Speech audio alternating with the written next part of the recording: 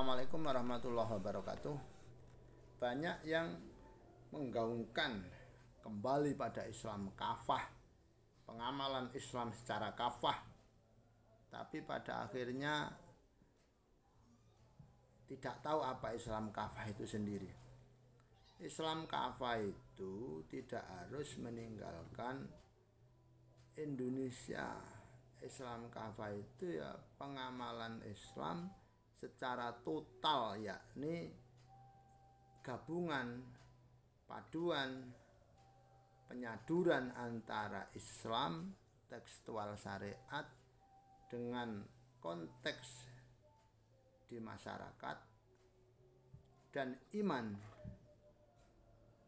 serta ihsan.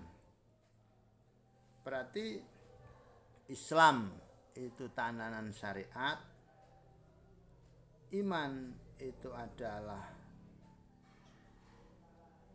hakikat itu sendiri, dan ihsan adalah pengamalan pada makrifat, seperti hadis yang diterangkan oleh Rasulullah ketika didatangi malaikat Jibril menanyakan bagaimana Islam, yakni melaksanakan rukun Islam dimulai dari syahadat dan haji kepada Baitullah.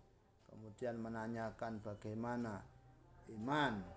Iman ialah mengimani pada Allah sampai kepada qadar Allah, baik yang baik maupun yang jelek. Bagaimana ihsan? Ihsan adalah menyembah kepada Allah seakan-akan kita melihatnya. Kalau tidak mampu maka kita yakin Allah melihat kita. Jadi Islam kafah itu ya Islam yang luwes dan luas, menyadur antara syariat, hakikat, tarikat dengan bimbingan mursyid. Walaupun hakikat itu juga harus logis dan tidak lepas dari syariat. Banyak orang mengaku sudah berhakikat, tapi pengamalan hakikatnya tidak logis. Itu bukan hakikat. Tidak transparan, bukan hakikat. Salah jalan. Muhal. Kalau muhal ya tidak mungkin. Sehakikat-hakikat pun tidak boleh sampai muhal, harus logis dan transparan. Banyak orang mengatakan sudah berhakikat tapi meninggalkan syariat. Itu juga tidak masuk. Karena pondasi daripada hakikat adalah syariat. Hakikat itu memereteli mengupas daripada kandungan syariat itu sendiri. Bagaimana syahadat itu secara hakikat, bagaimana sholat secara hakikat, bagaimana zakat secara hakikat, bagaimana puasa secara hakikat, bagaimana haji secara. Kalau orangnya tidak bersyariat, terus mau dihakikati apanya? Jadi syariat dan hakikat itu juga harus logis, baik syariat tekstual dan syariat kontekstual. Hakikat pun juga harus logis. Kalau hakikat tidak logis, tidak transparansi, maka itu muhal. Setiap yang muhal yang tidak bisa dinalar, tidak bisa ditransparansikan, maka itu juga bukan, salah jalan. Salah jalan, mengaku begini. Aduh, kalau tidak masuk akal juga, itu bukan hakikat, salah jalan. Bisa-bisa dia itu terbujuk oleh halusinasi, terbujuk oleh makhluk-makhluk halus yang salah.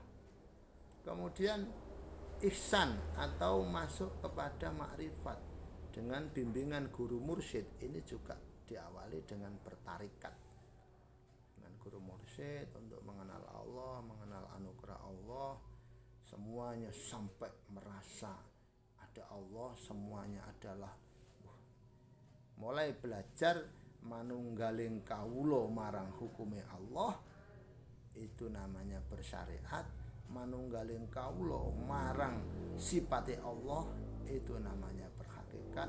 Manunggaling kawula marang Allah, melihat Allah, itu namanya makrifat. Tapi kita tidak mampu pada tingkatan makrifat.